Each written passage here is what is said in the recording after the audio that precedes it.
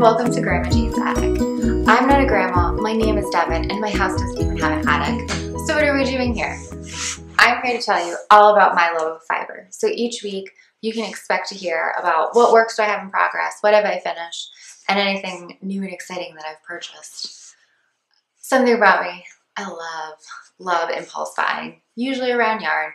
So about once a week I have some very discreetly delivered package to my home so that way my husband doesn't see more yarn coming into this house because I have a lot. So the first things that I want to show you guys are some of my whips. I personally like to call them my wimps, which are my whips I may possibly finish. I have a really great habit of starting things, getting them 90% done, and then just never blocking, weaving in the ends, or sewing up the sides. I truly just like to knit.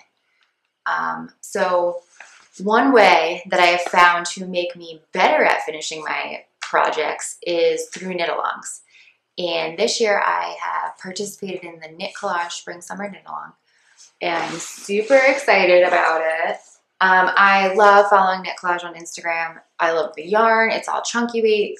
That is my go-to. I'm not a big fan of anything undersized like 11 needles.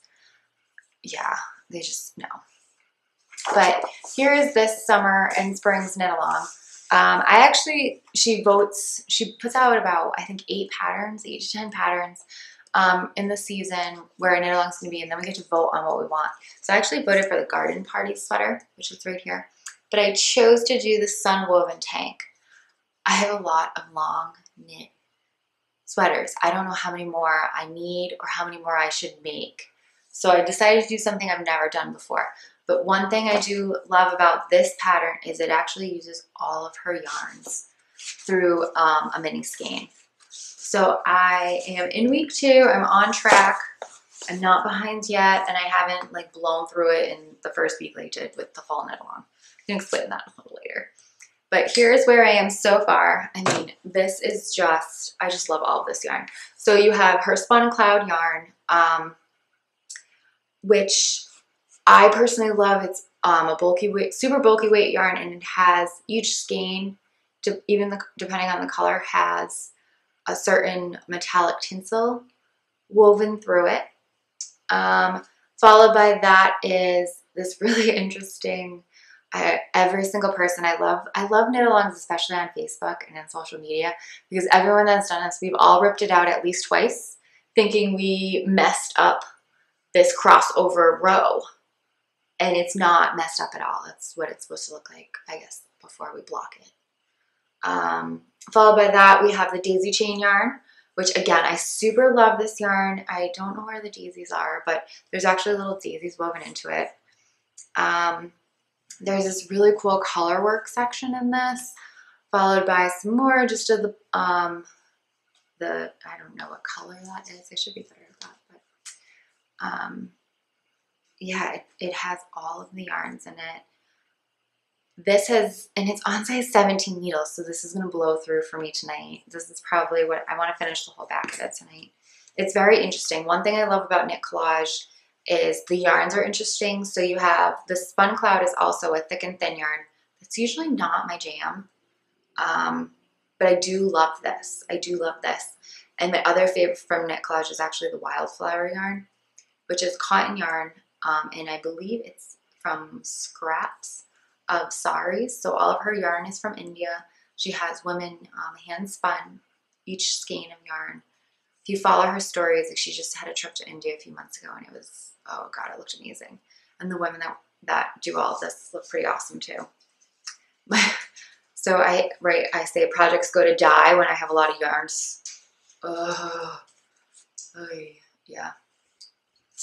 And that's only the front. The back is just as detailed with just as many striping. So it's going to take a lot of motivation for me to want to finish this piece of garment. But that is why it's in a knit-along. That's why I'm doing it in a knit-along. One other awesome thing about the knit-alongs is you get these cute little pouches with exactly what you need. Your tape measure, making sure you're on track sizing wise, and then a darning needle to weave in your ends, weave in all of your god awful ends that you have going on. So this is a whip. This is something I will finish. It's called a sif, something I will, no, swoof, something I will finish, swoof, swift, swift. But this, my next bag of tricks also contains a swimp and a wimp. So something I will finish with the Comfy Cotton Blend from Lion Brand. I have been dying to try this and I could not. I was looking for the right pattern and I found it. It is the Flutter top from Two of Wands. It is just super cute. But again, it's a project where I have to do a lot of what I hate, which is seaming. So you knit the front panel, you knit an identical back panel, and then you knit 2 identical fringe flutters, not fringe, flutters, and sew them on. And it's done. And it's a 50-50 cotton polyester blend, which makes it machine washable. It's held twice, held double. So here's the front panel of mine already done, or the back, whatever. They will be the same. I chose the chai latte, which is not a kit on Lion Brand. So I just went to Walmart, actually. My local Walmart carries this. Amazon also carries it, $5.88 a scan. It's steel. I mean, I just showed you my knit collage knit along where one skein of yarn was $44. I am an equal opportunity knitter, so I will use any yarn.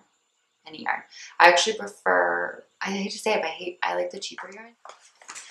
I don't know. So, okay, first video, going well. So back to the flutter top, or staying on the flutter top. The flutter top, it is so simple. Knit, it's stockinette stitch. You got a rib stitch down here. You have a nice, for the sleeve area, a nice little 4 knit pattern on each row. So it's super, super quick to knit, size 11. I hope to have this finished done by next weekend, and by next video. That would be great if I had a new project to show. This is my first project of 2019. And I'll go over that in a few minutes. Because my last whip is a true whip. So this is something I may possibly finish because, oh yeah, because it's on size 2 needles. That's why. And I love it. It is the Maritimo sweater from Boil and Knits. It is just amazing. But it is taking me forever. So I didn't, oh no, I just pulled my stitches off. Bear with me. The worst thing in the world. Okay, I need to get needle stoppers. Only have them for my big needles. This is my Maritimo sweater. The lace work and the border, I don't know where I got that yarn from. It was from another project. It was scrap yarn. I had awkwardly weird amounts of it, so I used that. But the body is the Farmer's Daughter. I've had this yarn for so long. So I bought the pattern right when it was released. I bought this yarn. I thought I was going to do a tanga or the Des Chain sweater. But I didn't buy enough of the yarn. It was during a sale and I bought 2 skeins. So it was perfect for this project. And I wanted to be done with so it's a 15-inch body. You have to knit. The other thing I don't like is knitting from the bottom up because I like to try on my work as I go. So my 3 projects, none of which are what I typically like to make. So, or it's like projects that I'll finish. Because these are reasons why I won't finish my projects, I guess. And I wanted to make it so I had at least 1 front panel or 1 back panel done before I had to do the knit along for a knit collage. Didn't happen. This is taking me forever. I did though, just today, I gave some baby booties away. So I like to call them the the Gramma Booties. They're the Booties every single grandchild had, and I made 2 pairs. My friend's having identical twins. She doesn't know if she's having boys or girl. I have one little 2-year-old boy, and I can't imagine 2. So if you are a mom of twins, or you have twins, or you know someone who has twins, they're like my superhero right now. It was so overwhelming watching her open double of everything today. So I had to make 4 booties. And these are just, they're just pain in the butt booties. They're not fun to make. I'm hoping I can figure out how to insert a picture, like right here as I'm talking. They're just not fun. But one thing I do is it's my grandmother's pattern. And she called them the Quaker booties. I just call them the Grandma booties. She would knit them flat. She knit them flat and then seamed up the edges. Again, not for me. So I figured out how to knit it in the round. And then what I do is I actually stop before you decrease to make the bottoms. And I put upcycled. So I buy leather jackets, skirts, love leather skirts. And I hack them up and I make the soles of my booties with those. And I attach them on. I'm getting better at that. I'm getting better at that. The more I do, I'm understanding the sizes better. So I had to do those. So I wasn't able to work on the sweater. It's just more excuses for me because I don't know if I'm ever going to finish that sweater. So let's talk about what I have on right now though. This is, again, love my Wildflower Yarn, the Bernat Pop Shawl. So if you buy the Bernat Pop cakes, this pattern is on the inside of it, and it is the most simple pattern. It's a shawl. And I love cakes because I love that they just self-stripe. So I get this awesome striping, beautiful blues and grays, beige, a taupe in there. I get this without ever I don't have to change anything. This just does it on its own. So the more of these videos I do, you'll learn more about my knitting style. I mess things up all the time. So every project I've showed you, there's an error in it somewhere. Everyone has an error. And sometimes I frog it, but 99% of the time I don't. And I've been trying to get better about doing swatches. I could do a whole episode, and I should, of all of my stuff that I made without swatching. This I swatched just to make sure I was good. So I didn't have like this gigantic shawl, right? But you look at me and you're like, well, this is pretty gigantic. Yeah, because I've read the whole pattern and it said, make sure your edge is 70 inches long. I'm like, oh my gosh, I'm going to be knitting forever. Because I thought that the 70-inch edge was this one, which is like the point of the shawl. No. The 70 inches was the whole like top length of the shawl. So like this top should be 70 inches. But I made this side 70 inches. So my shawl is 25 inches too long to the pattern. And it's not too bad. So this is a medium weight yarn. I think I use size 11s again. So I'm in Massachusetts, New England. I love New England. It's springtime. It's in May. It's been raining every single day. I can't remember. Today it did not rain. It didn't rain today. Today's the first day it didn't rain in probably a month. And it's 60. So I actually like wearing this. I like wearing this now because I can just pop it over my sweater, and just wrap it around me. It's so long that I can just tie it in a bow, throw it over my shoulder like a continental shoulder, do my shawl, hang low. I'm funny. Oh, the other thing though, again, so I love everything handmade too. So I'm a sucker for Etsy. I'm a sucker for craft fairs. I just think makers are amazing. Just 'cause that's what I am. But I found on Etsy, I'll link it in the show notes. So I'll have like links in the show notes for all my stuff. but I found this on Etsy and it's $5 for one all natural wood stained, perfectly smooth shawl pin. It's a little small, I will say. It's only 6 inches. I probably wanted a little longer, but for $5 I bought this stain, and then I bought another color. So I bought two of each color, so I got 4. And sometimes, you know, I'll just like throw it in here and be done with it, you know. So yeah, that's what I have going on, and this is what I've actually finished in 2019. I feel like I've finished other things, I just don't know what they are at this particular moment. So I guess it's important next to go on to what I bought. So when I saw this pattern, I didn't even see the whole thing. There was a girl online, I don't even know who she is.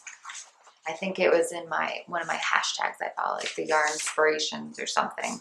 One of these knitting hashtags. And all I saw was this girl like this. And this sleeve of this sweater was to die for. I'm just not even gonna bother. I'm just gonna show you what I bought. The sleeve is just, it's tight here and just billows out. Oh gosh, it was amazing. I'm like, what is this? What sweater is this? And I'm an impulse buyer. So if I see something I love, I'm going to immediately buy it. But I'm also the person that has a hard time making decisions. So if I love it, but for some reason there's something that makes me second guess it, I will sit and not make a decision on it for a while. So this one I bought instantly, even though it was like $10. The Notorious RBG. Like, come on. If you have not seen this pattern, you have to check out Park Knits on Instagram. It's Park Williams, the Notorious RBG, and it is just amazing. It's a cropped sweater with these, just the sleeves on this are to die for. And she has a collar inspired by Ruth Ginsburg, who, I mean, come on. It's just awesome. It's just amazing, this stuff. So I am not going to cast this on. I've promised myself until one of these 3 projects is done. So one thing that I like to do with projects is, in each of these 3 that I've just shown you, none of them look like that, like they're not the recommended colors. I like to, most of the time I try to stick with the yarn, if it's like a Lion brand yarn especially, but I always pick a different color than what the pattern calls for. So for the first time, and I can't think of how long, I have bought the exact yarn and the exact color. So I have the Barocco Ultra Alpaca Worsted Weight Black, and then I have the natural. I love alpaca. I have never made anything in black. Honest to God, no, I take that back. I've made a hat, a belt, and 2 shawls in black because they're specifically asked for. I've never made anything in black. So the fact that I'm going to make something in black, that is exactly what the pattern calls. It's just so not Devon. It's just so not me. But that's okay.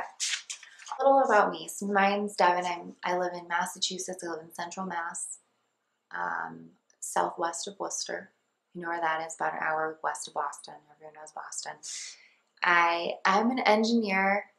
No, I am an engineer by background. So I have a master's in engineering, undergrad in industrial engineering. I work at a medical device manufacturer. I'm the quality control manager. I think knitting and engineering is very similar. And one of the things that I hope to bring is my engineering mindset to the knitting process. So I've already worked with patterns where, you know, I'm like, well, I can make this in the round. I can make it so much faster. I can streamline my process. Funny enough to say, I am a thrower. I don't do the continental style. My brain just is having a really hard time figuring it out. And it is just so tight. Like, I don't know. I've been working on it, but I don't know. But what I would want to do is actually use this industry standard training approach and developing my own knit classes. So I want to host them on YouTube. I want to Michael's has this wonderful opportunity now where you can actually propose classrooms. You charge a fee, they take a commission from it, and you can have your own make it classroom there. I would love to be able to do something like that. That's kind of where I'm going with this, kind of bringing my knitting out in the world, because that's something my grandmother always did. So she taught me how to knit. I think she taught every grandkid how to knit, who asked for it at least. I'm one of the few that hung on to it. And she always had like a little project in her bag that was done that she would give away. And I remember she would make these potato chip scarves. They're tiny little, oh gosh, I don't even know. And they were spirally little things. She would give those away to like absolute strangers. So she would have like a little scarf, or she had these little necklaces. I'll have to grab my yarn for the next episode. But she would make these little necklaces, and if someone was walking around and what she had matched them, she would just give it away. She would just give it away. It was just the cutest little thing. So my grandmother was also about 4'7". She's a teeny tiny little woman. Hopefully I'm inserting a picture of her and Wally right now. She's probably the biggest Red Sox fan anyone has ever met. She cursed like a sailor. It's my favorite grandma story. I have two favorite grandma stories. Three. I'll tell one this time around about the Red Sox, because she was a huge Red Sox fan. I mean, we watched every single 7:05. We were at grandma's house. We lived next door to her with my mom. And we would go over every night and watch the Red Sox till at least the third inning. And in one of them, and this is going back, I mean, Kurt Schilling was pitching. And they were doing an analysis of the pitchers, and Kurt Schilling was interviewing. Underneath it said key matchup. And my grandma looks, she was, who the fuck is key matchup? That's a new guy. I've never heard of him before. Why do they think he's going to be so good? Who is this guy? And I'm like, what do you mean key matchup? She's like, look, it says key matchup. That's his name. That's a funny name. No, Grandma, they're just saying that the pitching lineup is a key matchup tonight. Oh, and we had a good laugh about that. So then every single time, and she even said, she's like, you know, that guy named Key, he looks an awful like Kurt Schilling, doesn't he? Yes, Grandma, it's because it is Kurt Schilling. But that's my grandma. Those little quirky that was my grandma. So I just want to be able to share what she taught me how to do. And until next time, see ya.